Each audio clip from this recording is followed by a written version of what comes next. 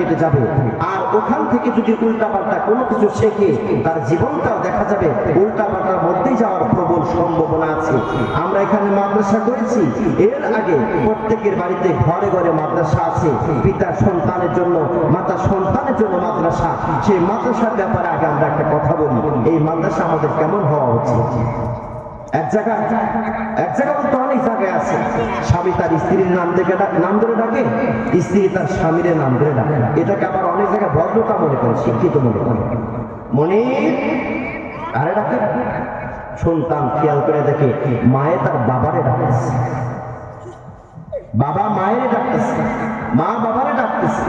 এই ছোট্ট শিশু যখন দেখে আমার মা আমার বাবার নাম ধরে মনির, আবার বাবাও তার বিবির সাথে দাঁত দিলে জৌরা খাতুন, পরস্পরে এরকম ডাকাডাকি করে। আল্লাহর কি কাম, ওই পরিবারে দুইজন সন্তান আল্লাহ দিয়েছেন, একজন ছেলে আর একজন মেয়ে, পিটাপিটি 1 বছর কম বেশি বয়স। এরা ধীরে ধীরে বড় হয়েছে। ছোট কাল থেকে দেখে বাবা মারে নাম ধরে ডাকে, মা বাবারে নাম ধরে ডাকে। আবার দুইজনই চাকরি করে, কোর্ট কাছারিতে বিভিন্ন জায়গায় চাকরি করে। সারাদিন অফিস থেকে আসার পরে সন্ধ্যার সময় মা বাবারে ডাকে নাম ধরে, বাবা মায়ের ডাকে নাম ধরে। এইভাবে যখন তারা দেখে দেখে অভ্যস্ত হয়ে গেছে, একদিন তারা দিনের বেলায় খেলতেছে শিশুরা পরস্পরে, এই ছেলেরা মেয়েটার নাম ধরে ডাকে ওই বাবার নামে, মেয়েটা মানে ছেলেটা মেয়েটার নাম ধরে ডাকে মায়ের নামে, আর মা ছেলের নাম ধরে ডাকে বাবার নামে। এইভাবে পরস্পরে মনে করেন জায়েদ আর খালেদ, জায়েদ আর মনে করেন যে রহিমা খাতুন, পরস্পরের স্বামী স্ত্রী একে অপরকে নাম ধরে ডাকে। ছেলে মেয়ে তারাও শিখছে, চাকরি থেকে এসে দেখে তাদের ছেলে আর মেয়ে এই পিতা মাতার নামে পরস্পরে একে অপরকে ডাকতেছে। মনে করেন ছেলে বাবা হিসেবে সম্বোধিত হয়েছে আর মেয়ে মা হিসেবে সম্বোধিত হয়েছে। এখন পিতা মাতা দেখে তো হয়রান হয়ে গেছে, কিরে আমাদের নাম পরস্পরের ছেলে মেয়ে এক অপরকে ডাকতেছে, এর তো মুসিবত। এখন এগুলো যদি তারা বড় হয়ে ডাকাটাকে শুরু করে, আমার নাম জায়েদ, আমার বিবির নাম রহিমা, এখন আমার ছেলেরে আমার মেয়ে জায়েদ বলে ডাকে, আর আমার ছেলে আমার মেয়েরে রহিমা বলে ডাকে, সমাজে মানুষ তো সিসি বলবে। এদেরকে এই গলি থেকে কিভাবে রক্ষা করা যায়? স্বামী আর স্ত্রী পরস্পরে পরামর্শ করে একটা পদ্ধতি আছে। সেই পদ্ধতি হলো, আজ থেকে আমরা পদ্ধতি একটা অবলম্বন করতে পারি। কি পদ্ধতি? বলে আমাদের ছেলে মেয়ে তো মা বাবা বলে ডাকে না, আব্বা বলে না, মা বাবা বলে না, নিজেদের নাম বলে। অতএব একটা পদ্ধতি কি, আমাদের থেকে তো শিখছে ওগুলো নাম ধরে ডাকা। অতএব আমরা করতে পারি, আজকে ওদেরকে মা এবং বাবা ডাক শেখাবো। কি করা যায়? আমি তোমারে আম্মা বলবো, তুমি আমারে আব্বা বলবো। কথা বোঝেন নাই? ছেলে মেয়েরে কি শিখেবে? আব্বা আম্মা ডাক শেখানোর জন্য জামাই বলে স্ত্রীরে আমি তোমার আম্মা বলবো আর তুমি আমার আব্বা বলবে। এই ডাক যদি আমরা কিছুদিন দিতে পারি, তাহলে তারাও আব্বা আম্মা ডাক বলা শিখবে। তারাও পরস্পরে একজন আরেকজনকে কি বলবে? আব্বা আম্মা বলে ডাক। আচ্ছা দেখেন তো, এই যে একটা পদ্ধতি আমাদের সমাজে চলে আসলো, এটাকে আসলে উপকারী হইল না অপকারী হইল? আগে তো নাম ধরে ডাকতো, এখন ভাই বোনের মা বলে ডাকবে, বোন মায়ের আব্বা বলে, বোন ভাই ভাইয়ের আব্বা বলে ডাকবে। আরো বিশৃঙ্খলা তৈরি হয়ে গেল। এজন্য আমাদের সমাজে এই সমস্ত মাদ্রাসা প্রতিষ্ঠিত হওয়ার আগে আমাদের পারিবারিক যে মাদ্রাসা আছে, পিতা মাতা, এটা মজবুত হওয়া দরকার। বলেন ঠিক কিনা? মোহতারাম হাজিরিন, আল্লাহ রাব্বুল আলামিন আমাকে আপনাকে এই সুস্থ মস্তিষ্ক দিয়েছেন, অনেক নিয়ামত দিয়েছেন। এই সকল নিয়ামতগুলো যদি আমরা গুনতে চাই, কখনো গুনে শেষ করতে পারবো না। আল্লাহ রাব্বুল আলামিন বলেন, ওয়া ইন তাউদ্দু নি'মাতাল্লাহি লা তুহসুহা। বান্দারে, আমি তোমারে মানুষ হিসেবে গঠন করার জন্য যতগুলো নিয়ামত দিলাম, সবগুলো নিয়ামত যদি তুমি গণনা করো, বান্দারে কখনো গণনা করতে পারবে না। ওয়া ইন তাউদ্দু নি'মাতাল্লাহ, তোমরা যদি আমার নিয়ামত গণনা করো, আমার দেওয়া নিয়ামত 1 2 3 এইভাবে যদি গণনা করো, গণনা করতে পারবে না। কেন? আল্লাহ রাব্বুল আলামিন বললেন, তার কারণ হলো আল্লাহ রাব্বুল আলামিন আমাকে আপনাকে অসংখ্য অগণিত নিয়ামতের সাগরে ডুবায় রেখেছেন। বলেন সুবহানাল্লাহ। কয়টা নিয়ামত? এই যে আমাদের সভাপতি সাহেব যিনি আছেন, তিনি তো শিক্ষাবিদ। তাকে জিজ্ঞাসা করেন, আমরা দুনিয়া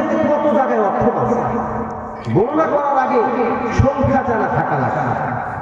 আমি আর আপনি যদি 1 2 1 2 3 4 এইভাবে গণনা করি, সর্বোচ্চ কত পর্যন্ত যাব? 1000 2000 1 লাখ 2 লাখ 1 কোটি 2 কোটি 1000 2 কোটি বিলিয়ন ট্রিলিয়ন যা কিছু আছে, এই যে আমরা গণনা করব, গণনার কি সর্বশেষ সংখ্যা আমাদের জানা আছে? আর একবার বোঝাই, গণনা করার সর্বশেষ সংখ্যা আমার আপনার কি জানা আছে? বলতে পারবো সর্বশেষ সংখ্যা কি?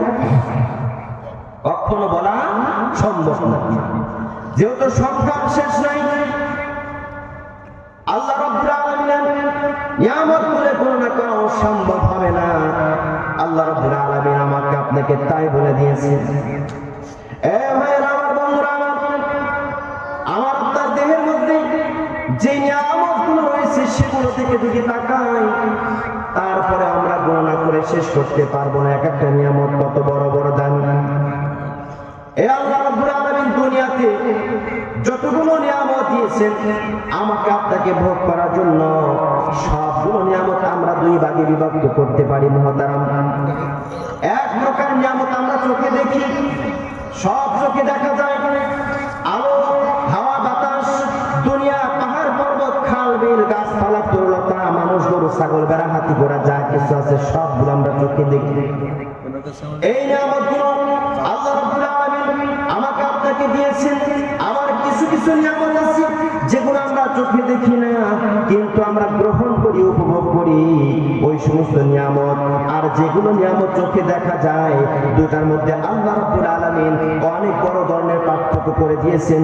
আল্লাহ রাব্বুল আলামিন উভয় প্রকার নিয়ামতের মধ্যে এমন সুনিপুণ পার্থক্য করে দিলেন আল্লাহ রাব্বুল আলামিন পবিত্র কোরআনে কারিমে, সেটাও আল্লাহ রাব্বুল আলামিন বলে দিয়েছেন। ভাইরা আমার, আমি আপনি মানুষ হিসেবে আল্লাহ তাআলার কাছে কেমন? আল্লাহ রাব্বুল আলামিন বলেন, আমি যতগুলো মাখলুকাত তৈরি করেছি, সব মাখলুকের মধ্যে সবচেয়ে বেশি সুন্দর, সবচেয়ে স্মার্ট এবং দামি করে আমি আমার বান্দাদেরকে তৈরি করেছি। বলেন সুবহানাল্লাহ। আমি আপনি দামি, আমার আপনার দাম কিসের জন্য? আমার আপনার সৌন্দর্য আল্লাহ তাআলার কাছে বেশি। এটা কেন? এটা কিরকম সৌন্দর্য? চেহারার সৌন্দর্য নাকি অন্য কোনো সৌন্দর্য? আল্লাহ রাব্বুল আলামিন সেটা বলে দিয়েছে। তার কারণ যদি চেহারার সৌন্দর্য আর রং কাঠিনের সৌন্দর্য বেশি হতো, তাহলে পৃথিবীর মধ্যে আমার মতো কালো মানুষ, আবার আফ্রিকা কান্ট্রিতে যে কালো নিগ্রো মানুষ, এগুলো সুন্দরের কোন তালিকাতেই পড়তো না।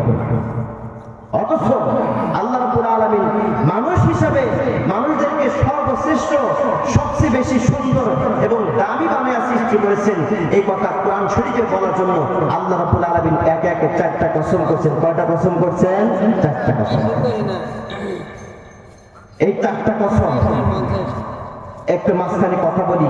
আমাদের আশেপাশে মনে হয় মেলা আছে, মেলাতে অনেক মানুষের কোনো অভাব নেই, কিন্তু আজ মাহফিলের আয়োজক যারা আছেন তারা যে বিশাল প্যান্ডেল আয়োজন করেছেন, এখানে মানুষের খুবই অভাব। আপনারা সবাই এদিকে চলে আসেন। দুনিয়ার এই ধোঁকা দেওয়া মেলার মধ্যে থেকে জীবন বিনাশ না করে এই আখিরাতের মেলার মধ্যে একটু সময় দিই। আমার আপনার আখিরাত উজ্জ্বল হবে। সময় এমনি কেটে যাবে, সময় কখনো ধরে রাখা যাবে না, সময় কখনো বেঁধে রাখা যাবে না।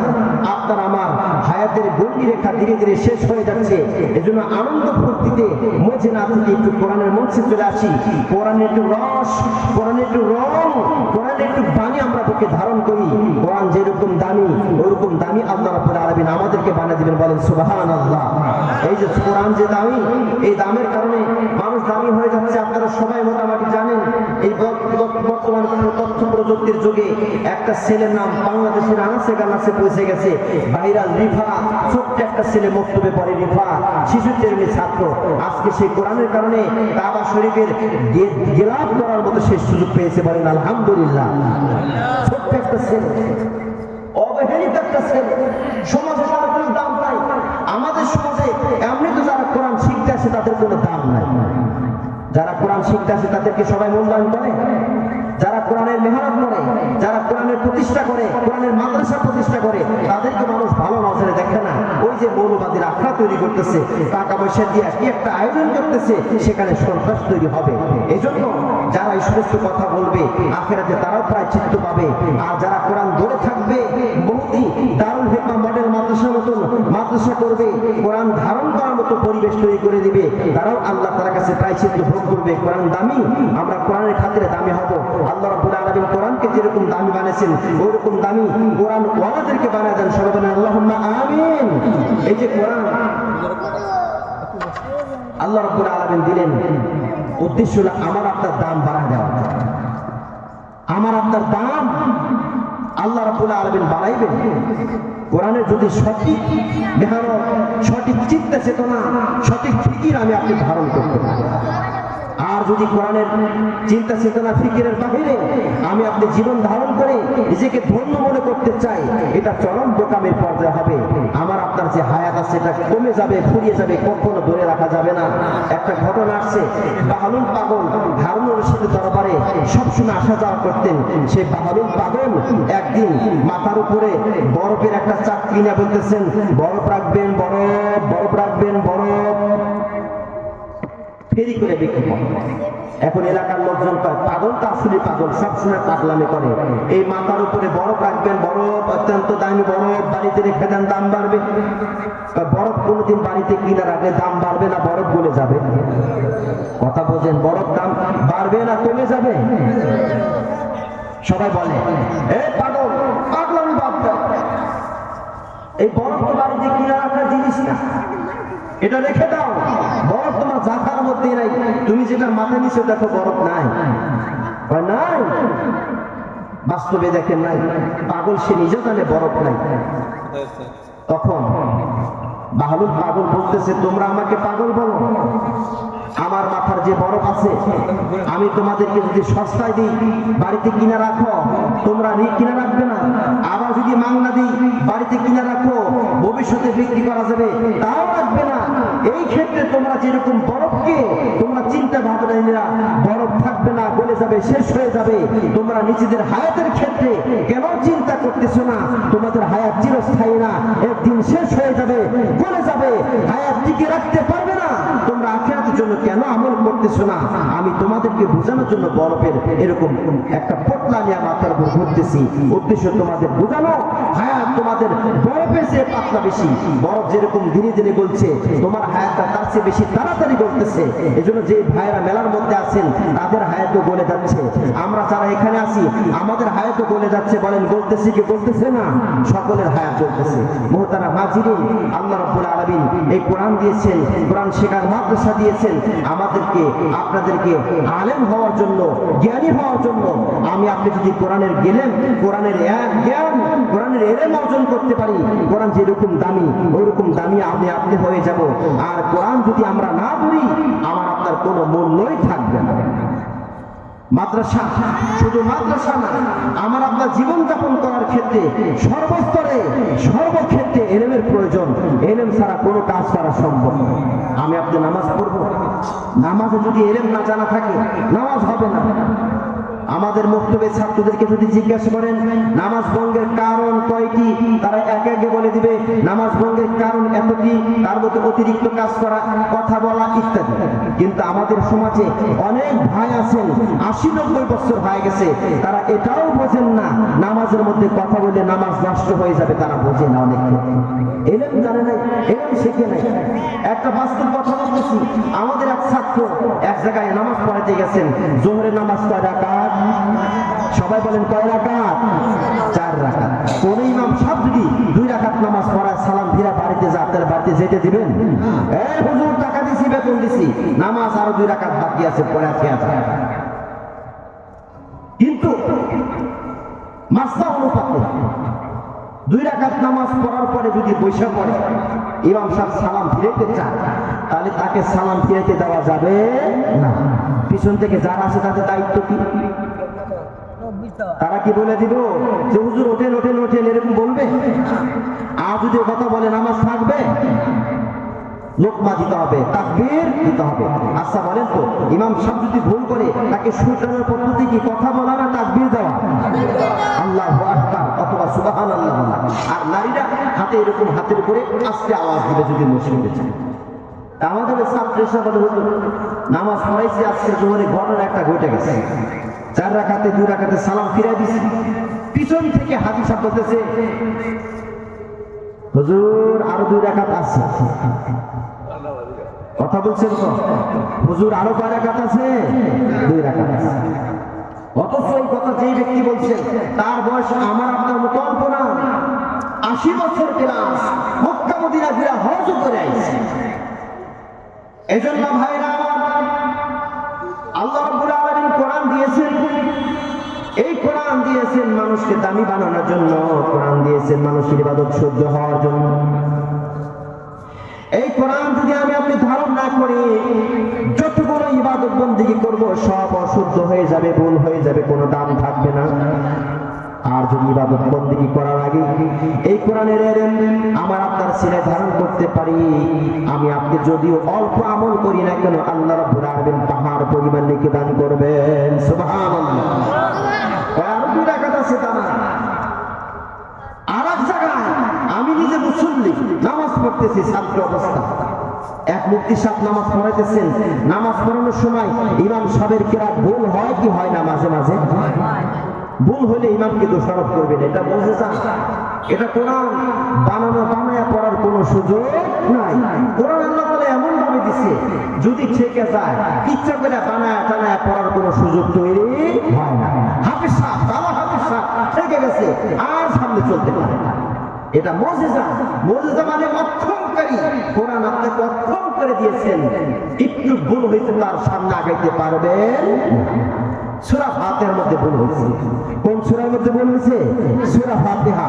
ইহদিনাস সিরাতাল মুস্তাকিম সিরাতাল লাযিনা আন'আমতা আলাইহিম, এটা আয়াত। কিন্তু ইমাম সাহেব বলতেছে সিরাতিল্লাহিল্লাযিনা লাহু মুলকুস সামাওয়াতি ওয়াল আরদ। আরেক সূরা চলে গেছে। পিছন থেকে একজন শিক্ষিত মানুষ, প্রাইমারি স্কুলের শিক্ষিত মানুষ, সে বলতেছে হুজুর ভুল হইল। হুজুর কি হইল? ভুল হইল প্রথম রাকাতে। আবার আল্লাহর কি কাম, দ্বিতীয় রাকাতেও এরকম ভাবে ইমাম সাহেব সূরা পড়তে গিয়ে সূরা ফাতিহার ওই জায়গাতেই ভুল করেছে। দ্বিতীয় রাকাতে যে কথাটা বলছে, হুজুর খালি ভুল ফালা, হুজুর খালি কি ফালা? ভুল ফালা। আচ্ছা বলেন তো, এইরকম 2 জন মুসল্লির বাস্তব চিত্র তুলে ধরলাম, এরা নামাজের মধ্যে কথা বলছে, নামাজের মধ্যে কথা বললে নামাজ নষ্ট হবে, এটা না জানার কারণে। যদি জানতো তারা কোনোদিন কথা বলতো না। এই মাসলা আপনি কোথায় পাবেন? নামাজের মাসলা, রোজার মাসলা, হজের মাসলা, যাকাতের মাসলা, স্বামী স্ত্রীর দাম্পত্য জীবনের মাসলা কোথায় পাবেন? কোরআনে পাবেন, হাদিসে পাবেন। এজন্য নবী করিম সাল্লাল্লাহু আলাইহি ওয়াসাল্লাম বলেন, তারাকতু ফীকুম আমরাইন লা তাদিল্লু মা তামাসসাকতুম বিহিমা কিতাবাল্লাহি ওয়া সুন্নাত রাসূলিহি আও কামা ক্বালা an-নাবিয়্যু আলাইহিস সালাতু ওয়াস সালাম। নবী বলেন, আল্লাহ তাআলা আমাকে 2টা জিনিস দিচ্ছেন, সেই 2টা জিনিস আমি তোমাদের মধ্যে রেখে গেলাম। তোমরা যতদিন পর্যন্ত এই 2টা জিনিস গ্রহণ করবা, কোনোদিনও ভুল পথে যাইবা না। সুবহানাল্লাহ বলেন। 1 নম্বর হলো কোরআন। এই কোরআন আল্লাহ তাআলা দিয়েছেন, এই কোরআন দিয়েছেন সঠিক পথে চলার জন্য। কোরআন হারিকেন বাতি হিসেবে কাজ করবে। এই কোরআন যদি আমার আপনার জীবনে থাকে, কোনোদিন ভুল পথে চলবো না। আমি আপনি যদি ভুল পথে চলে যাই, এই কোরআন আমাকে আপনাকে রাস্তা দেখিয়ে দিবে। আমি আপনি যদি অন্যায় কাজ করি, কোরআন আমাকে বলে দিবে তুমি অন্যায় করেছো, সোজা পথে আসো।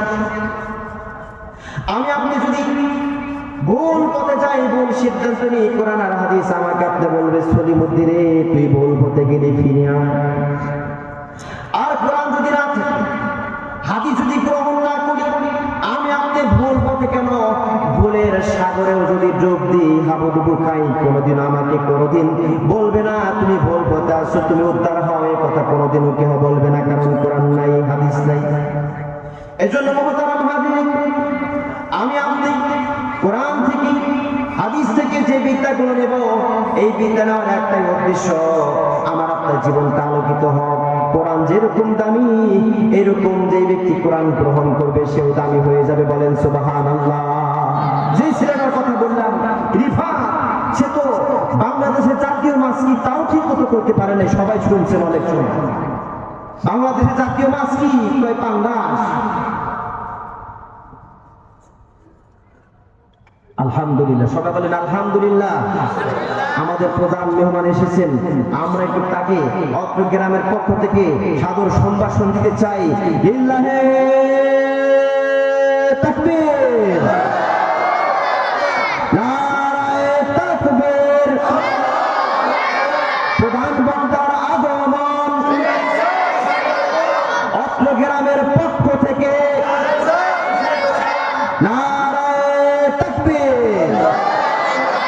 অনেক দূর থেকে আসছেন, তিনি একটু আরাম করবেন, অল্প সময় পরে চলে আসবেন।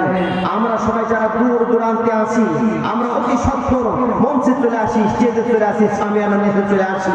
প্রধান মেহমান যদি দেখেন আমাদের জনগণের এই অবস্থা, হয়তো তার মন ভেঙে পড়বে, তিনি সুন্দরভাবে আমাদেরকে আলোচনা শোনাইতে পারবেন না। মোহতারাম হাজিরিন, আমি যেটা বলতেছিলাম, এই ছেলেটা পাঙ্গাস জাতীয় মাছ, এটা বলতো জাতীয় মাছ কি তাও জানতো না, কিন্তু আজ কোরআনের কারণে বলছি ওই ছেলেটা বর্তমানে এখন ওমরা হজে আছে, কাবা ঘরে দেওয়া করে জনগণকে বুঝাইছে, দেখো আমি রিফাত অবহেলিত পরিবারের সন্তান, আমার কোনো দাম ছিল না, আমার কোনো নাম ছিল না, কোরআন ধারণ করার কারণে আল্লাহ রাব্বুল আলামিন এখন আমাকে কাবা চত্বরে পৌঁছে দিয়েছে। আলহামদুলিল্লাহ। এজন্য বন্ধু মুসলমান, এই কোরআন যেরকম আমাকে আপনাকে আলোর পথ দেখাইবে, হারিয়ে যাওয়া ব্যক্তির রাস্তা দেখাইবে, যে ব্যক্তি জাহান্নামের পথে রওনা দিয়েছে তাকে জান্নাতের রাস্তা দেখাইবে।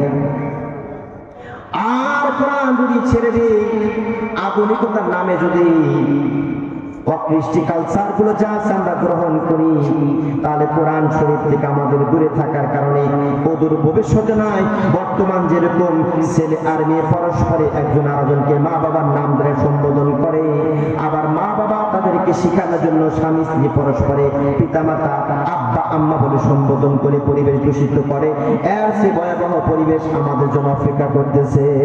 যদি কোরআন ছেড়ে দেয়, আর যদি কোরআন করি, কোরআন দামি, আমি আপনিও দামি, কোরআন যেরকম মূল্যবান, আমার আপনার মূল্য আল্লাহ তাআলার কাছে অনেক হবে।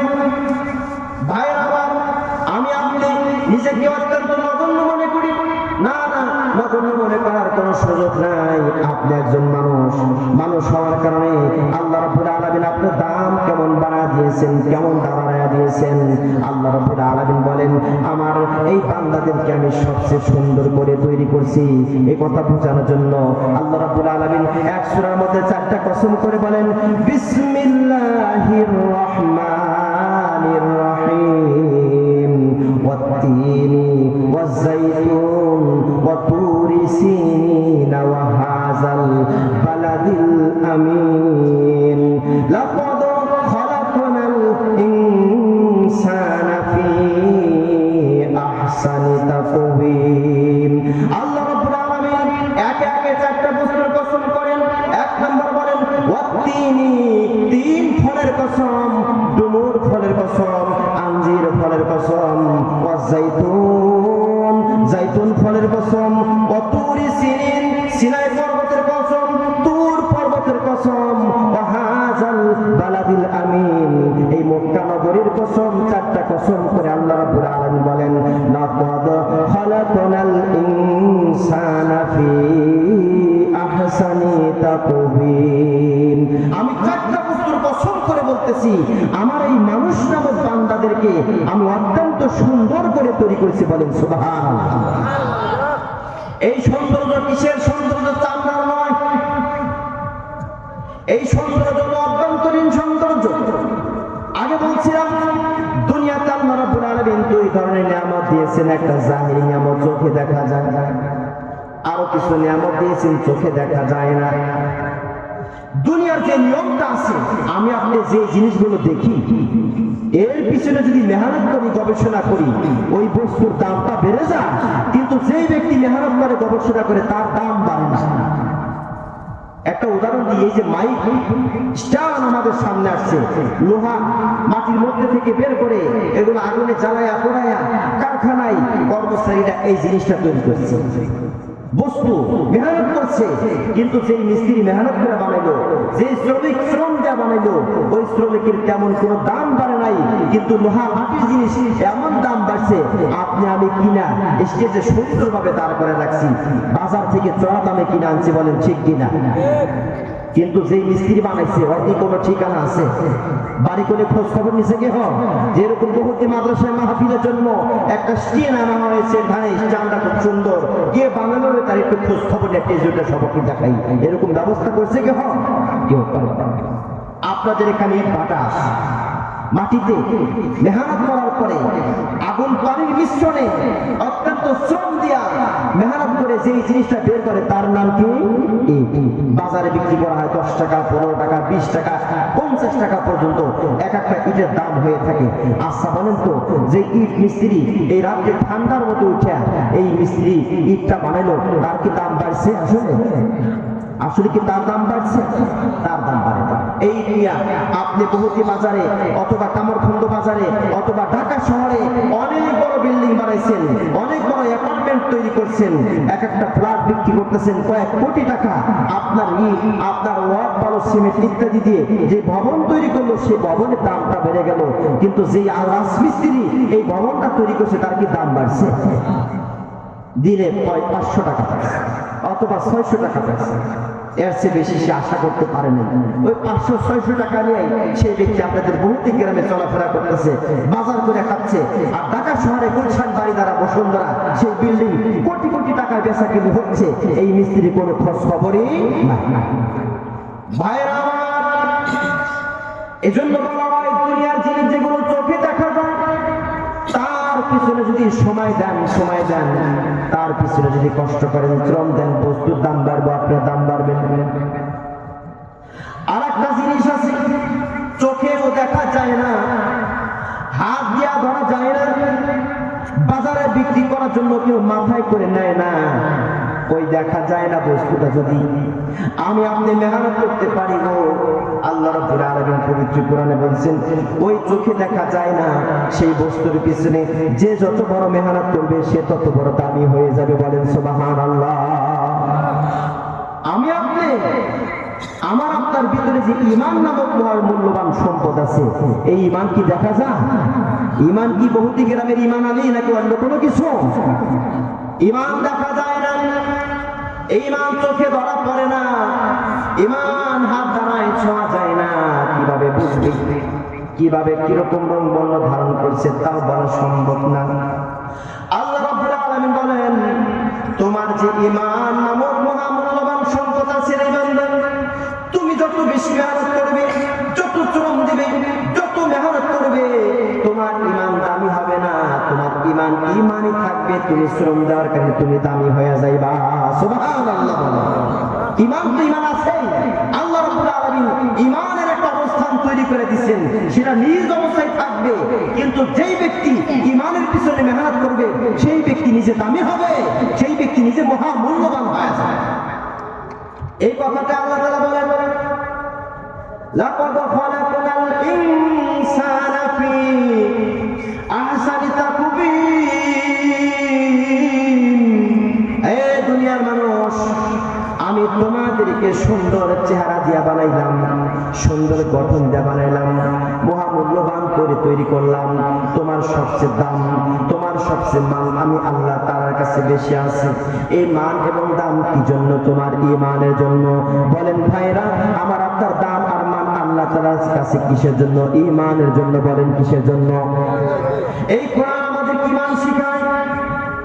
যারা ঈমান আনে না, যারা ঈমানদার নয়, তাদের কোনো দাম নাই। আল্লাহ নবী হাদিস পাকে ইরশাদ করেছেন পৃথিবীতে যত কাফের রয়েছে এই কাফেরদের যদি দাম একটা পাখির ডানা পরিমাণ আল্লাহ তাআলার কাছে থাকতো, সারা পৃথিবীতে যা কিছু আছে সব কিছুর দাম যদি একটা মশার ডানা পরিমাণ হইতো, তাহলে পৃথিবীতে কোনো কাফের আল্লাহ তাআলা খানা দিতেন না। কাফেরের কোনো দাম আল্লাহ তাআলার কাছে নাই, কোনো মান আল্লাহ তাআলার কাছে নাই, তারা দামি হতে পারবে না, মানি হতে পারবে না। কিন্তু একজন নগণ্য ব্যক্তি, সমাজের দাম নাই, সমাজের কোনো দাম নাই,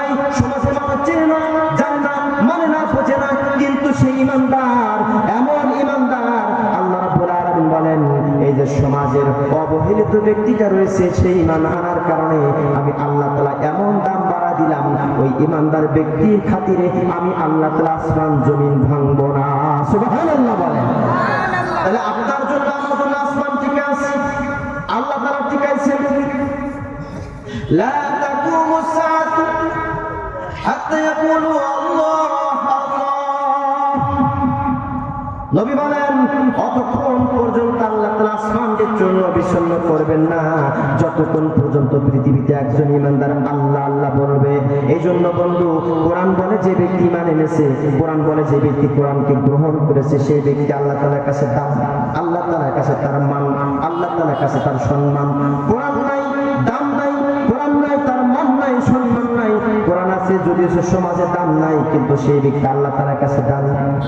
এই জন্য মুহতারাম হাজিরিন, আমি আপনি আমার আপনার জীবনে এই কোরআনকে গ্রহণ করতে রাজি আছি তো? ইনশাআল্লাহ রাজি আছি। কে কে রাজি আছি একটু হাত তুলে দেখাই। নারায়ে তাকবীর, নারায়ে তাকবীর। কোরআন হাদিসের আলো, লিল্লাহি তাকবীর। আল্লাহ রাব্বুল আলামিন বলেন তোমাদেরকে সুন্দর বানাইছি। কেমন সৌন্দর্য! আপনার আমার পায়ের তালু থেকে নিয়ে মাথার চাঁদি পর্যন্ত সবকিছু সৌন্দর্য, সবকিছু দাম, সবকিছু নিয়ামত রে বাবা। এমন কোন অঙ্গ নাই যে অঙ্গের দাম পৃথিবী বিক্রি করলে পাওয়া যাবে। একটু উদাহরণ দিয়ে যদি বলা যায়, আপনি আমি অনেক সময় অভাব অনটন আল্লাহ তাআলা দিলে অস্থির হয়ে যাই, আল্লাহ তাআলার বকা ঝকা শুরু করে দিই। অনেকে বলে নামাজ পড়ি, রোজা রাখি, সত্য কথা বলি, তারপরে আমার বাড়িতে অভাব ছাড়ে না। কারে দোষ দেয় তারা? আল্লাহর দোষ দিতে চায়। এমন সত্য কথা বলি, কারো জমির আইল বলি না, মিথ্যা কথা বলি না, হারাম খাই না, তারপরে আমার বাড়ি থেকে অসুখ কিছু যায় না। সে কথাবার্তায় কাকে দোষ দিতে চায়? কাকে? আল্লাহ তাআলা। অথচ কত অসংখ্য নিয়ামত আল্লাহ রাব্বুল আলামিন আমার আপনার গরিব করতে দিচ্ছেন, এগুলো কখনো ফিকির করে না। একটা উদাহরণ যদি দেওয়া যায়, আমার আপনার বয়স, উদাহরণস্বরূপ যদি সবচেয়ে বেশি বয়স মানুষটা আমরা ধরি, এখানে 80 বছর বয়সের মানুষ এখানে একজন আছেন মনে করেন। এই 80 বছর বয়সের মানুষটা 80 বছর বয়স পর্যন্ত আনুমানিক কয় জোড়া জুতা পায়ে দিচ্ছে? আনুমানিক কত জোড়া জুতা হবে? উদাহরণস্বরূপ আনুমানিক বলি 50 জোড়া জুতা পাই দিচ্ছে। কয় জোড়া জুতা? 50 জোড়া জুতা। আপনি আমি যদি 50 জোড়া জুতা একের উপরে একে এভাবে রাখি, কত উঁচা হবে? কথা কি বুঝাইতে পারতেছি? 80 বছর বয়স পর্যন্ত 50 জোড়া জুতা পাই দিলাম। এই 50 জোড়া জুতা যদি একের উপরে এক রাখি, দেখা যাবে প্রায় 3 ফুট, 3.5 ফুট, 4 ফুট হয়ে যাবে। কম হবে কি হবে না? এখানে আল্লাহ তাআলা বলেন, এর বান্দারা কত খলাকনাল ইনসানা ফি আহসানি তাকওয়িম। তোমার পায়ের দিকে তাকাও। ওয়া ইন তাউদু নি'মাতাল্লাহি লা তুহসুহা। বান্দারে তোর পায়ের তালু দিকে তাকা। তুই আমারে গালি দিস না, তুই আমারে দোষ দিস না, আমার অনুগ্রহগুলো তুই তাকায় তাকায় দেখ। আমি আল্লাহ তাআলা কত বড় দয়া করছি তোর উপরে। তুই 80 বছর বয়সে 50 জোড়া জুতা ক্ষয় করে দিলি। রাস্তায় চলার সময় শক্ত জমিন, নরম জমিন, পাথুরে জমিন, সব জায়গায় তুমি চলাফেরা করো, তোমার জুতাগুলো ক্ষয় হয়ে যায়। আমি আল্লাহ তাআলা তোমার পায়ের তালুটা এমন ভাবে বানায় দিয়েছি, তুমি যদি সারা জীবন জুতা পায়ে না দাও 1 ইঞ্চিও ক্ষয় হবে না। কোন ব্যক্তি যদি সারা জীবন জুতা পায়ে না দেয়, সে কি ক্ষয় হতে দেখছেন তাকে? যদি ক্ষয় হইতো 80 বছরের মুরব্বী, ক্ষয় হতে হতে কমপক্ষে 3 ফুট ক্ষয় হয়ে যেত। কয় ফুট? আল্লাহ তাআলা বলেন তোমার পায়ের তালুটা আমি বানাইছি, এটা আমার বড় নিয়ামত, এটা আমার সৌন্দর্য তোমাকে দাও। আমি আল্লাহ ইচ্ছা করলে তোমার পায়ের তালুটা এমন বানায় দিতে পারতাম, তুমি জমিনেই হাঁটতে পারতা না, তোমার পায়ের তালু ক্ষয় হয়ে যেত। ক্ষয় হতে হতে এক পর্যায়ে শুধু জমিনে দেখা যেত শুধু কাল্লা গড়াগড়ি করে, দেহ নাই, বড়ি নাই। আল্লাহ তাআলা বলেন তোমার চোখের দিকে তাকাও, তোমার ঠোঁটের দিকে তাকাও। আলাম নাজআলহু আইনাইন। এই বান্দা আমারে গালি দাস কেন? আমি কি তোরে দুটা চোখ দিই নাই? এই চোখ দুটা কিরকম দামি? ওই ব্যক্তির জিজ্ঞাসা করা, যে ব্যক্তি অন্ধ চোখে দেখে, যে ব্যক্তি অন্ধ তার যদি বলো তুমি 1 লক্ষ টাকার ব্যবস্থা করো আমি তোমার চোখ দিব, সেই ব্যক্তি রাজি হয়ে যাবে। আর তোমার চোখ আছে, তোমার যদি বলা হয় 10 লক্ষ টাকা দাম দিব তোমার চোখ একটা দিয়ে দাও, তুমি রাজি হইবে না। তোমার দুটা চোখ আছে, 10 কমপক্ষে 20 লক্ষ টাকা। আলাম না যে আল্লাহু আইনাইন, আমি তোর চোখ দিই নাই, আমি চোখ দিয়েছি। ওয়ালিসানা ওয়া শাফাতাইন, আমি তোরে জিহ্বা দিলাম কথা বলার জন্য। এমন সুন্দর জিহ্বা দিলাম রে বান্দা, যতটুকু দরকার অতটুকু নড়াচড়া করে, যেখানে যতটুকু দরকার তখন অতটুকু নড়ে। আমি আল্লাহ তাআলা ইচ্ছা করলে লাগামহীন দিতাম, ব্রেক ছাড়া জিহ্বা দিতাম, বেশি নড়ত। যদি ব্রেক ছাড়া জিহ্বা আল্লাহ তাআলা দিতেন, চলাফেরা কথাবার্তায় কষ্ট হয়ে যেত। খেয়াল করবেন মুহতারাম হাজিরিন, অনেক সময় আমি আপনি কথা বলতে বলতে জিহ্বায় কামড় লাগে কি লাগে না? তখন কি মজা লাগে না খারাপ লাগে? কঠিন খারাপ লাগে। জিহ্বায় কামড় লাগছে। মনে করেন কোন ব্যক্তি যদি দিনের মধ্যে 10 বার জিহ্বায় কামড় লাগে, প্রত্যেক দিন তার কমপক্ষে কয়বার জিহ্বায় কামড় লাগে? 10 বার।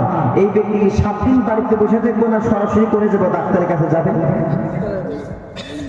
আল্লাহ তাআলা বলেন জিহ্বা দিয়েছি লাগাম আমার হাতে, আমি জিহ্বারে বলে দিয়েছি আমার নির্দেশ মোতাবেক বান্দা কথা বলার জন্য যতটুকু নড়াচড়া দরকার অতটুকু করবে, বেশি না। মাঝে মাঝে বেশি নাড়ায়া বান্দারে বুঝায় দিই, বান্দা ইচ্ছা করলে এরকম জিহ্বারে অনর্থক জিহ্বারে লাগামহীন করে দিতে পারতাম, প্রত্যেকদিন তোমার কামড় খাওয়া লাগবে। ওয়ালিসানা ওয়া শাফাতাইন, আল্লাহ তাআলা যদি ইচ্ছা করতেন আমার আপনার সুন্দর না বানায়া বিশ্রী বানায় দিতে পারতেন। বান্দাকে আল্লাহ সুন্দর বানাইছেন, যেখানে যা দরকার তাই দিয়েছেন, যতটুকু দরকার অতটুকু দিয়েছেন, যেখানে যতটুকু লাগবে অতটুকু দিয়েছেন, বেশি দেন নাই কমও দেন নাই। আমার আপনার জিহ্বার দিকে, নাকের দিকে, ঠোঁটের দিকে, চোখের দিকে, বুড়ো দিকে যদি তাকায়, আল্লাহ রাব্বুল আলামিন সবগুলো বেকাদারে মালুম সুনির্দিষ্ট পরিমাণ দিয়েছেন। পরিমাণ যদি বেশি করে দিতেন অসুন্দর হয়ে যেত, দেখতে খারাপ লাগতো। এই যে আমার আপনার চোখ আল্লাহ তাআলা সরল করাইছে, এই চোখ যদি এই জায়গাতে না দিয়া এই কানের উপরে 2 সাইডে চোখ দিতেন, বলেন তো দেখতে ভালো লাগতো না বিশ্রী লাগতো? কানের উপরে চোখ, আমি আপনি সরাসরি রাস্তা কেটে হাঁটবো, মানুষে দেখা সাক্ষাৎ হবে, চোখে চোখ পড়বে না, ডাইন চোখ দক্ষিণ দিকে, বাম চোখ উত্তর দিকে, সামনাসামনি চেহারা দেখার কখনো সুযোগ হইতো না। আবার আল্লাহ তাআলা নাক দিয়েছে, নাকের জায়গায় নাক না দিয়ে যদি ব্যতিক্রম অন্য জায়গায় দিতেন কত বিশ্রী দেখা যায়। আবার নাকটা যদি একটু 1 হাত বড় বানায় দিতেন কেমন দেখা যেত? দেখেন বন্ধু মুসলমান, হাতির যে একটা নাক রয়েছে সেই নাক যদি মানুষকে দিত দেখতে খুবই খারাপ লাগে। ওই যে অনেক সময় হিন্দু ধর্মের মূর্তিতে দেখা যায় গণেশ নামক যে মূর্তি আছে তার নাকটা কত বড়, হাতির মতন দেখতে ভালো লাগে না, বিশ্রী লাগে। আল্লাহ বলেন আমি তোমার বডিগুলো পরিমাণ আকারে দিলাম, উদ্দেশ্য হলো তুমি আমার শ্রেষ্ঠ বান্দা হবে, আমার ইবাদত বন্দেগী করবে, আমার জান্নাতের মালিক হইবা। তোমার সব কিছু পরিমাণ মতো দিয়েছি, তোমাকে দাম করে দিয়েছি, বিশ্রী বানাই নাই, অসুন্দর বানাই নাই। তোমার দাম যত বেশি হবে ততই আমার নৈকট্যশীল তুমি হবে। তুমি যদি দামি হতে চাও পবিত্র কোরআনকে তোমার বুকে জড়ায় নাও। এই যে আল্লাহ তাআলা বলেন তোমাকে সুন্দরভাবে বানাইছি, এরপরে আল্লাহ তাআলা বলেন এই মানুষের সৌন্দর্য থাকবে না, ধীরে ধীরে একবারে হীনতার দিকে, দুর্বলতা দিকে ফিরিয়ে নেওয়া হবে। সুম্মা রাদাদনাহু আসফালা সাফিলিন, আল্লাহ বলেন তোমার শক্তি থাকবে না, তোমার সৌন্দর্য থাকবে না, তোমার ক্ষমতা থাকবে না, এক সময় ধীরে ধীরে দুর্বল হয়ে যায়। দুনিয়ার বাহ্যিক দেহ, এই চামড়াতে যা জিনিস দেখা যায় এটা ধীরে ধীরে দুর্বল হবে, দাম কমে যাবে। দুনিয়ার জিনিস মেহনত করলে জিনিসের দাম বাড়ে, মেহনতের দাম বাড়ে না। আবার এক সময় সেই জিনিসটা ধীরে ধীরে নষ্ট হয়ে যায়, মানুষ আস্থা করে ফেলে দেয়। আমার আপনার যে বডি আছে, দেহ আছে, এর কোনো দাম নাই, এক সময় শেষ হয়ে যাবে। শেষ হবে তো এমন হবে কবরে রাখার সাথে সাথে পচে গলে যাবে, কোনো দাম নাই। আর আল্লাহ তাআলা বলছেন তোমার ঈমান নামক মহামূল্যবান সম্পদটা যদি তুমি দামি বানাতে পারো, মেহনত করে যদি সেটাকে মজবুত করতে পারো, তোমার লাশ পচে যাবে, কিন্তু ঈমান নামক মহামূল্যবান রব্দ থাকার কারণে তোমার আসন আমি আল্লাহ তাআলা জান্নাতে তৈরি করে দেব। বলেন সুবহানাল্লাহ। এই ঈমান নামক সম্পদ নিয়ে যে চলবে, সমাজের মানুষ দাম দেয় না, বাজারে তার দাম নাই, তার মার্কেট নাই, বাড়ি গাড়ি কোনো কিছুই নাই, কিন্তু ঈমান রয়েছে। আল্লাহ তাআলা বলেন এটার কারণে আসমান টিকা রাখলাম, এটার কারণে জমিন টিকা রাখলাম। এরকম ঈমানদার যেদিন থাকবে না, আমি আসমানও রাখবো না, জমিনও রাখবে না। মুহতারাম হাজিরিন, এ আপনাদের বহুতি মাদ্রাসা একটাই উদ্দেশ্য, ঈমান শেখানোর জন্য প্রতিষ্ঠা করাইছে, বলেন ঠিক কিনা? এখান থেকে আমাদের ছেলেমেয়েরা ঈমান শিখবে, আমল শিখবে, আখলাক শিখবে, সারা জীবন এটা ধারণ করে জীবন যাপন করবে। কোন ছেলে যদি শৈশবকালে এই কোরআনের শিক্ষা পায়, সে যত বড় ব্যক্তি হোক না কেন, যত বড় গবেষক হোক না কেন, যত বড় ইঞ্জিনিয়ার হোক না কেন, যত বড় ওসিএসপি ডিসি হোক না কেন, কোরআন যদি তার কাছে থাকে, সে কোনোদিন দুর্নীতি করতে পারবে না। প্রকৃত দেশপ্রেমিক ওই ব্যক্তি হবে যে কোরআন নিয়ে জীবন যাপন করবে। কোরআন তার অন্তরে নাই, যদিও তো মুখে বলে দেশের প্রেম আছে, আসলে সে দেশের প্রেম নিয়ে জীবন যাপন করে না। সে প্রকৃতপক্ষে দেশের শত্রু, দেশের টাকা দেশে রাখবে না, বিদেশে পাচার করে মানুষের সামনে বলবে আমরাই জনগণের পক্ষে আছি। এরকম বোকাবাজ গাদ্দার আমরা চাই না। আমরা চাই কোরআন নিয়ে জীবন যাপন করবে, মরুক আর বাঁচুক, এই দেশের মাটিতে থাকবে, বলেন ঠিক কি না? মানুষ মরলেও আমরা বাংলাদেশে থাকবো, বাঁচলেও বাংলাদেশে থাকবো। স্বার্থের কারণে আমরা কোনদিন এই দেশ ডেঙ্গায় অন্য কোন দেশে যাব না। ভাইরা আমার, আল্লাহ রাব্বুল আলামিন পবিত্র কোরআনে কারিমে নিয়ামতের কথাগুলো বলতে গিয়ে সূরা আর রহমানের মধ্যে 31 জায়গায় বলছেন, 32 জায়গায় বলছেন, বান্দারে তুমি আমার কোন নিয়ামতটা অস্বীকার করবা, আমার কোন নিয়ামতকে তুমি অস্বীকার করতে পারবে না। ভাবি আইনি আলাই রাব্বিকুমা তুকাজ্জিবান, বান্দারে আমার কোন নিয়ামত তুমি অস্বীকার করবা, কোনটাই অস্বীকার করতে পারবে না। তুমি যে পৃথিবীতে থাকো, তুমি যে এলাকায় থাকো, তুমি যে অঞ্চলে থাকো, সবগুলো আমার। আমার নিয়ামত অস্বীকার করার জন্য যদি চেষ্টা করো, তাহলে আমার পৃথিবীতে থাকো না, আমার জমিনে থাকো না, অন্য কোনো জায়গায় যাও। আল্লাহ রাব্বুল আলামিন বলেন, ইয়া মা'শারাল জিন্নি ওয়াল ইনসি ইন ইসতাতা'তুম আন তানফুযু মিন আকতারিস সামাওয়াতি ওয়াল আরদি ফানফুযু লা তানফুযুনা ইল্লা বিসুলতান। হে মানুষ, তোমরা আমাকে মানতে চাও না?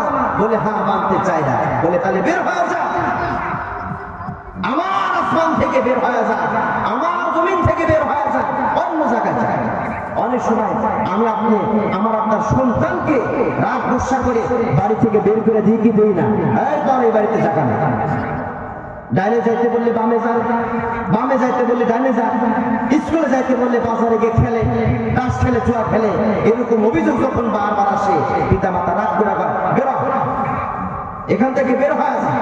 আসলে বলেন, আপনার সন্তানকে যে বের হইতে বলছেন, মন থেকে বলছেন না উপরে ভরে বলছেন? আপনি তো জানেন বের হয়ে যাবে তো, কারণ আপনার ইনকাম, টাকা পয়সা, আপনি একতলা দোতলা বাড়ি করছেন, আপনার জল্পনা কল্পনা স্বপ্ন হলো আপনার ছেলে থাকে, আপনার ছেলের জন্য করছেন, সেই ছেলেকে ধমক দিচ্ছেন বের হয়ে যায়। মনে মনে উদ্দেশ্য হলো বের হওয়া না, তুমি ভালো হয়ে যাও, তুমি কি হয়ে যাও, ভালো হও, তোমার জন্য বাড়ি থাকবে। আর তুমি যদি ভালো না হও, এই বাড়ির মালিকানা তোমার জন্য না। বাইরে আল্লাহ তাআলা ঠিক ছেড়ে তোমাকে বলেন, এ বান্দারে, তোর জন্য জান্নাত বানাইলাম, 8টা স্তর দিলাম। সর্বনিম্ন জান্নাত যে ব্যক্তি হবে রে বান্দা, 10 দুনিয়া সমান জান্নাত পাইবি। এই বিশাল জান্নাত তোর জন্য বানায় রাখছি। তোর ভালো লাগে না, তোর পছন্দ হয় না, তুই আমার কথা মানুষ না, আমার আদেশ মানুষ না। আমি নামাজ পড়তে বললাম, নামাজটা দান করস না। আমি রোজা রাখতে বললাম, দিনের বেলায় খানা পিনা করস। আমি বলছি সত্য কথা বলার জন্য, সারাদিন মিথ্যা কথা বলস। তুই সব সময় অন্যায় অনাচারে লিপ্ত আছস। বান্দা, আমি তোরে ধমক দিয়ে বললাম, তুই যদি অন্যায় করতে চাস, আমার পৃথিবীতে করতে পারবি না, অন্য জায়গায় গিয়া কর, অন্য জায়গায় গিয়া কর। আল্লাহ তাআলা পরক্ষণে বলেন, লা তানফিরু, তোমরা পলায়ন করে কোথায় যাইবা? কোন জায়গায় যাইতে পারবে না। যে জায়গায় যায় না কেন, ওই জায়গাটাও আমি আল্লাহ তাআলার তৈরি করা। উদাহরণস্বরূপ, আমরা যদি এখন পলাইয়া ভারতের মোদী সরকারের এলাকায় যাই, আচ্ছা বলেন তো, ভারত এলাকাটা কে তৈরি করছেন? কে তৈরি করছেন? আপনি সৌদি আরব যাইবেন, আল্লাহ বলেন সৌদি আরব আমার। আপনি আমেরিকায় যাইবেন, আল্লাহ তাআলা বলেন আমেরিকা আমার। আপনি ভারতে যাইবেন, আল্লাহ তাআলা বলেন জমিনের ফাঁকা জায়গাতে স্যাটেলাইটের মধ্যে বিভিন্ন আয়োজন করে সেখানে থাকবেন। আল্লাহ বলে এটাও আমার, কোন জায়গায় যাইতে পারবি না, যেখানে যাইবি না কেন সেই জায়গায় আমি আল্লাহ তাআলার পথে তোকে বাড়া যাইতে বলি নাই, তোকে অন্য জায়গায় চলে যাইতে বলি নাই, তোকে বলছি ভালো হয়ে যা। তুই যদি ভালো হস এই সুবিশাল জান্নাতের মালিক তুই বান্দা হয়ে যাবি। সুবহানাল্লাহ। এই জন্য যেখানে যেটা শেখা দরকার সেখানেই শিখতে হবে। মাদ্রাসায় কোরআন হাদিস শিখার একটা আখড়া, এখানে আপনি কোরআন হাদিস শিখবেন, বুকে ধারণ করবেন, এরপর আপনি ডাক্তার হন, এরপর আপনি ইঞ্জিনিয়ার হন, এরপর আপনি যত বড় এমপি মন্ত্রী মিনিস্টার হন না কেন সমস্যা নাই। আচ্ছা বলেন তো, আমাদের সমাজে ভালো একজন ডাক্তারের দরকার আছে কি নাই? ভালো ডাক্তারের প্রয়োজন আছে কি নাই? আপনার ছেলেটা কোরআন শরীফের ইলম অর্জন করার পরে যদি ভালো একটা ডাক্তার হয় এতে কোনো সমস্যা আছে? আপনার ছেলে কোরআনের ইলম নেওয়ার পরে বড় একজন ইঞ্জিনিয়ার হয়েছে, পদ্মা সেতু সে নিজে অঙ্কন করতে পারে, নকশা করতে পারে। আপনার ছেলের অঙ্কনকৃত নকশাকৃত আপনার ছেলের নকশা অনুপাতে পদ্মা সেতু বানাইছে, যমুনা সেতু বানাইছে, কোনো সমস্যা আছে? আপনার ছেলে কোরআন শেখার পরে যদি থানার ওসি হয় কোনো সমস্যা আছে? সমস্যা আছে। তো কোরআন শিখলে তো ঘুষ খাইতে পারবে না। বলে হ্যাঁ, এটাই তো আল্লাহ বলছেন, আমি তোমাকে অন্যায় অনাচার করতে বারণ করছি, তুমি যদি কোরআন ধারণ করতে পারো প্রত্যেকটা ক্ষেত্রে তোমাকে বাধা দিবে, তুমি অন্যায় অনাচার করতে পারবে না, তুমি জান্নাতের প্রতীক হতে পারবা। আর কোরআন যখন ছেড়ে দিবা জান্নাতের রাস্তা তোমার জন্য অনেক দূর হয়ে যাবে। মুহতারাম হাজিরিন, যেখানে যা শেখা দরকার, যেভাবে শেখা দরকার সেইভাবে শিখতে হবে, একটু ব্যতিক্রম হলেই যাবে না। ওস্তাদ ছাড়া তেমন কোনো কিছু শেখা যায়? আপনি গাড়ি চালাবেন, ওস্তাদ ছাড়া যদি গাড়ি চালান, যত দামি গাড়ি হোক না কেন আপনি চালায় গন্তব্য নিতে পারবেন? দেখবেন কয়েক কদম গেছেন তো নলকা বেরিয়ে যাবে। এরকম কোরআন শেখার ওস্তাদের প্রয়োজন, জায়গার প্রয়োজন, স্থানের প্রয়োজন। শুধু মাদ্রাসার ঘর করছেন, ওস্তাদ নাই, এটাও চলবে না। আলহামদুলিল্লাহ, আপনাদের এখানে 2 বছরের যে ফলাফল দেখা যাচ্ছে, আমরা আশা করতেছি অদূর ভবিষ্যতে এখানে ইসলাম ধর্মের বড় একটা কেন্দ্র মার্কাজ হয়ে যাবে। বলেন আলহামদুলিল্লাহ। যেখানে যা দরকার তা যদি না হয়, জায়গা ব্যতিক্রম হইলেই সমস্যা। যেখানে যা দরকার তাই রাখতে হবে, বিপরীত হলে সমস্যা। উদাহরণস্বরূপ একটা গল্প মনে হইল, এক জায়গায় চোর ধরা পড়ছে। বলেন তো কি ধরা পড়ছে? চোর ধরা পড়ছে। হোটেলের মধ্যে খানা খাই থেকে চুরি করছে।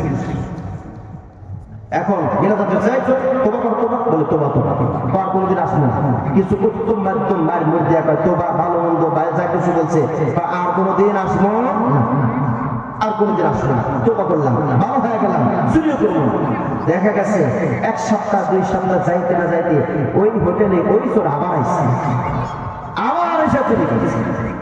আচ্ছা বলেন তো, দ্বিতীয়বার যদি চুরি করে মায়ের একটু আগে সে কম হবে না বেশি হবে?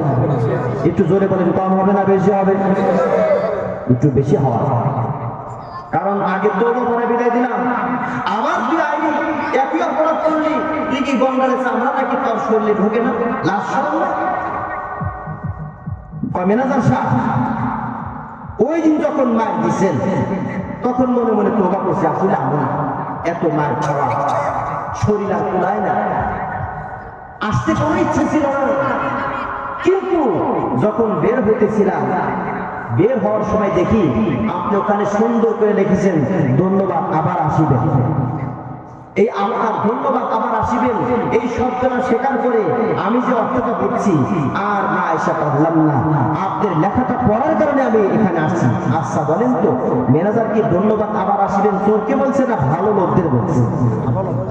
কিন্তু হিতাহিত জ্ঞান নাই, যেটা বোঝা দরকার ছিল, যেখানে বোঝা দরকার ছিল সেখানে বোঝে নাই, আবার ধন্যবাদ পায় চুরি করতে আসছে, মায়ের আরো পিঠে বেশি বলছে।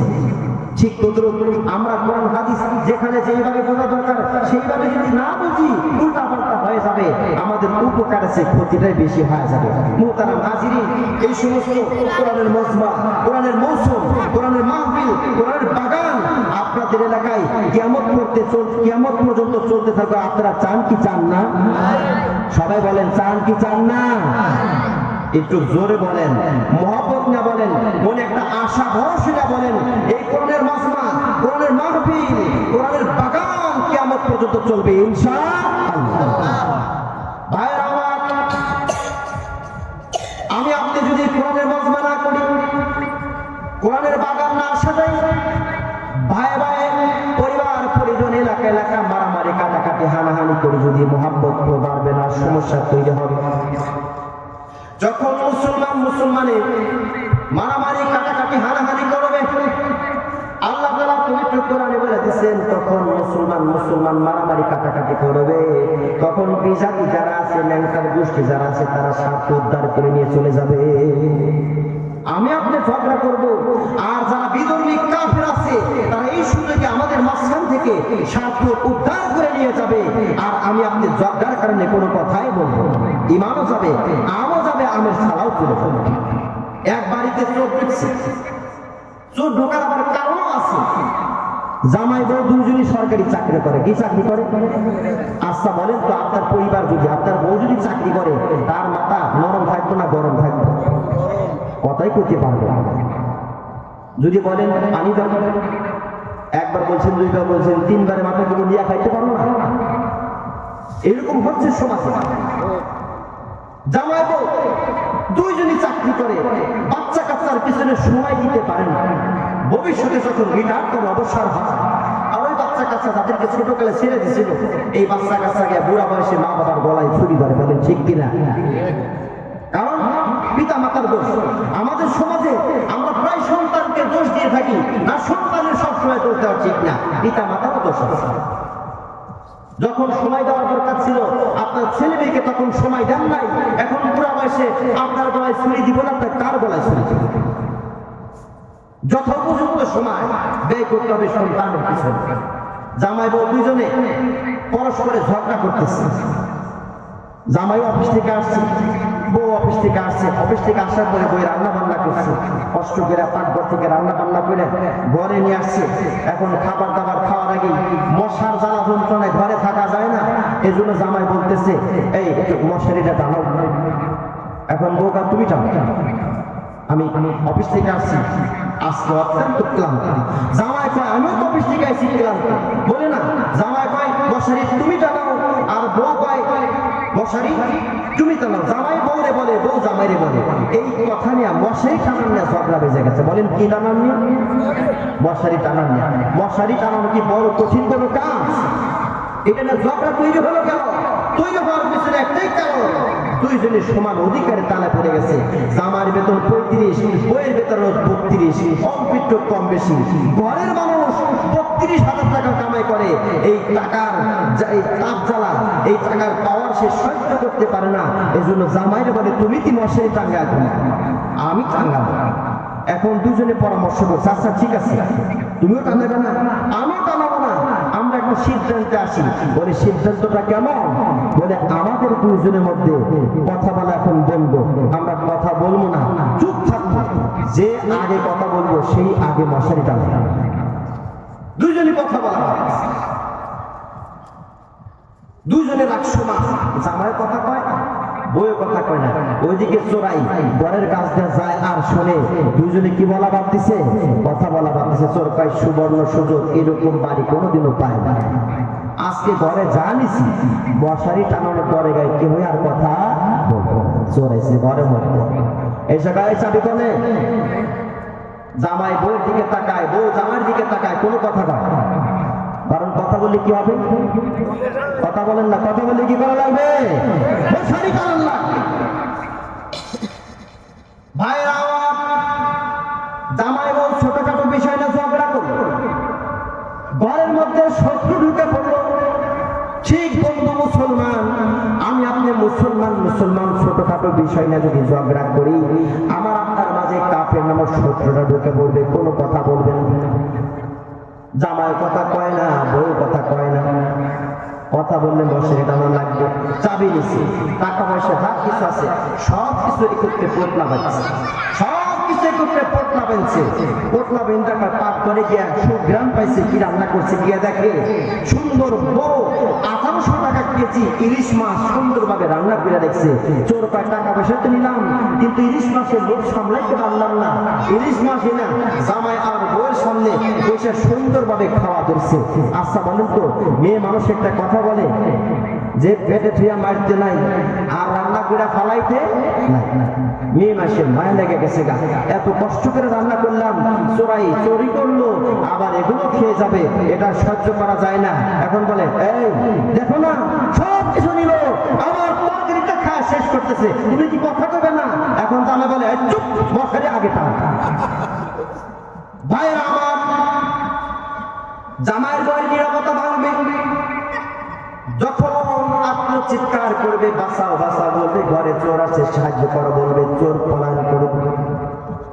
ঠিক তদ্রূপভাবে আমরা মুসলমান অভিমানের কারণে যে দ্বন্দ্বগুলো আমাদের পরস্পরে হয়ে যায়, ভাই বাইরে দেখতে পারে না, বোন বোনেরা দেখতে পারে না, পিতা পুত্ররা দেখতে পারে না, আমরা মুসলমান হয়ে যদি অভিমানে থাকি, শয়তান ঢুকবে, কাফেররা ঢুকবে।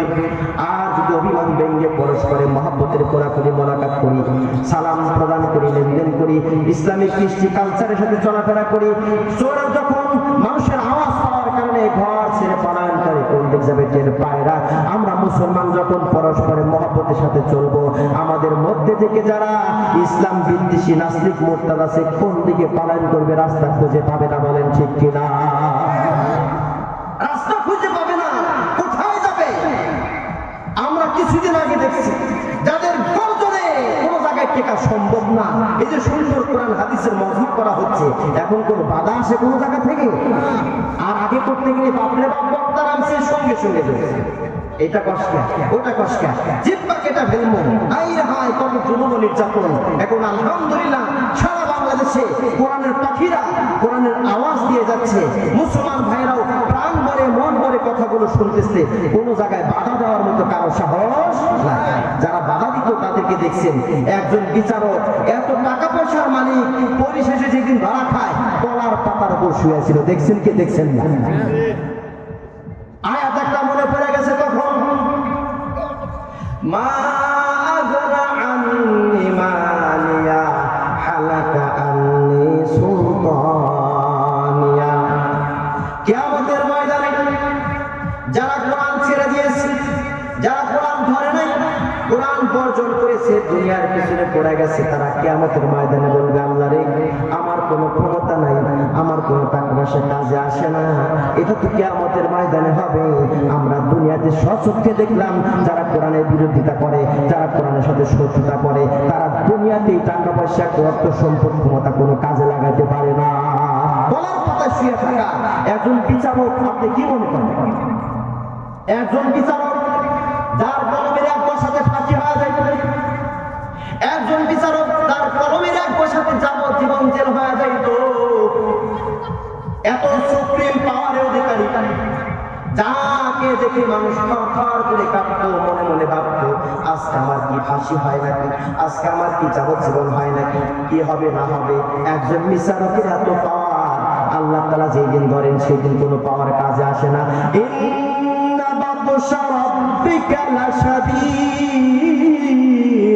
আল্লাহ তাআলা যেই দিন ধরেন মজবুত করে ধরেন, সেই দিন ছাড় দেন না।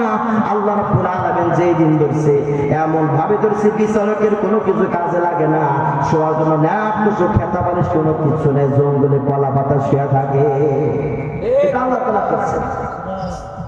আর যদি কোরআন নিয়ে থাকেন আপনি, সমাজের মানুষ দাম দিক বা না দিক, আপনার দাম কেমন হবে? আল্লাহ তাআলা এটাও বলে দিয়েছেন। ভাইরা আমার, সবে মাত্র মুসলমান হয়েছে, দাম কোনদিন ছিল না, রাখালি করত, পাহাড় পর্বতের পাদদেশে একজন নবীর কাছে, আবার ইয়া রাসূলুল্লাহ আপনি সত্য নবী হিসেবে আগমন করেছেন, আমরা শুনেছি, আপনার হাতে হাত রাখলাম, মুসলমান বানায় দেন। মুসলমান হয়ে গেলেন, অত্যন্ত সুতাম দেহের অধিকারী, শক্তিশালী মানুষ, যেখানে যায় আর একজনের বোঝাগুলো নিজের মাথার উপর নেয়।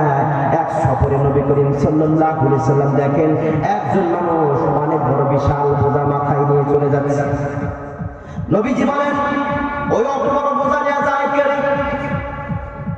সাহাবীরা বলেন, ইয়া রাসূলুল্লাহ কয়েকদিন আগে যেই ব্যক্তি এসে ইসলাম ধর্ম গ্রহণ করলো, সেই ব্যক্তি বিশাল বড় বোঝা নিয়ে যায়। নবী বললেন, এ তো সাধারণ কোনো মানুষ না, হে সফিনা, নৌকা, জাহাজ, জাহাজে করে যেরকম মাল নেয়, এটা তো মরুভূমির মধ্যে ওইরকম করে মাল দিতেছে। ওই ব্যক্তি কয়, আল্লাহ নবী আমাকে জাহাজ বলছে, আজকে থেকে আমার নাম সফিনা, জাহাজ হয়ে যাবে। বলেন সুবহানাল্লাহ। সারা জীবন এখন সফিনা বলে পরিচয় আছে, দাম নাই, মরুভূমির মানুষ, উস্কো খুস্কো চেহারা, চামড়া দিয়া ঘর বানায় থাকে, কোন দাম না। কিন্তু যখন কোরআন গ্রহণ করেছে, নবীর সাথে সময় দিয়েছে, কোরআনকে বুকে জড়িয়ে কোরআনের রঙে রঙিন হয়ে গেল, তার দামটা কেমন বেড়ে গেল। আল্লাহ নবীর সাহাবীর জীবনীতে আসছে, নবী মারা গেছেন, আবু বকর সিদ্দিকের সময় তিনিও কাজ করেন, জিহাদে যান, ওমর ফারুকের সময় কাজ করেন, জিহাদে যান। আল্লামা ইবনে হাফেজ যাহাবী রাহমাতুল্লাহ আলাইহি তার কিতাবের মধ্যে উল্লেখ করেছেন, এই সাফিনা রাদিয়াল্লাহু তাআলা একদা যুদ্ধে যাওয়ার জন্য জাহাজে চড়েছে, জাহাজে চড়ার পরে যখন জাহাজ মধ্য সমুদ্র গেল, আকাশে ঝড় হওয়া শুরু হয়ে গেল, জমি আকাশ